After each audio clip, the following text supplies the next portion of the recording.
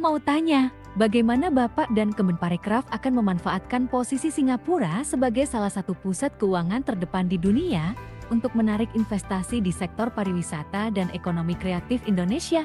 Ya, seperti kita ketahui, Singapura telah mengembangkan posisi menjadi pusat dari keuangan dan investasi. Saya melihat karena saya pernah tinggal dan bekerja di Singapura bahwa kita harus lebih mengembangkan kolaborasi.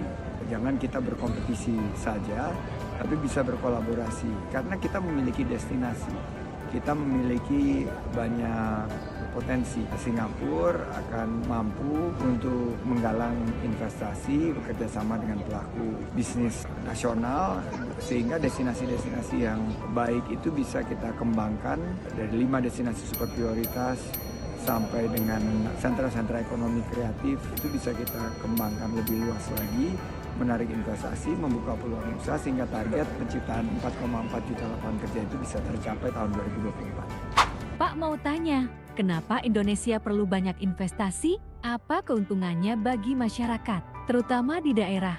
Ya, kadang-kadang ini jadi isu yang lebih terpolitisasi ya, bahwa investasi mancanegara ini justru selama dikemas untuk menghadirkan kemaslahatan bagi ekonomi kita sesuai dengan pasal 33 Undang-Undang Dasar Negara Republik Indonesia, di mana bumi, air, tanah, dan kekayaan alam Indonesia ini dipergunakan sebesar-besarnya untuk kesejahteraan rakyat Indonesia. Ini menurut saya adalah peluang yang sangat baik menarik investasi mancanegara, karena investasi domestik sendiri tidak akan cukup untuk bisa membuka peluang pergerakan ekonomi, membuka peluang usaha dan penciptaan lapangan kerja. Jadi kita harus menarik investasi dari luar negeri, tapi dengan konsep bahwa mereka harus mengikuti koridor hukum kita dan menciptakan lapangan kerja dan geliat ekonomi untuk kesejahteraan rakyat Indonesia. Pak mau tanya, bagaimana cara agar kota-kota bisnis di Indonesia dapat menarik perusahaan besar dunia untuk berkantor dan berinvestasi seperti Singapura?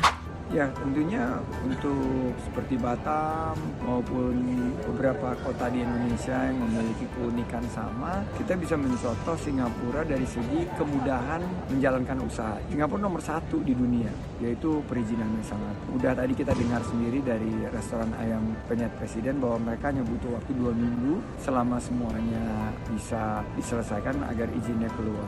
Dan transparansi itu sangat luar biasa. Di Singapura ini transparansi tidak ada yang ditutup-tutupi, semua terbuka. Ketiga adalah meritokrasi. Di Singapura ini yang berprestasi akan diberikan kesempatan untuk eskalasi daripada kemampuan dia untuk mencapai potensi posisi tertinggi. Nah, ini yang harus kita hadirkan, meritokrasi, transparansi, dan juga Singapura ini memberikan pendekatan khusus bagi talenta-talenta terbaik dunia.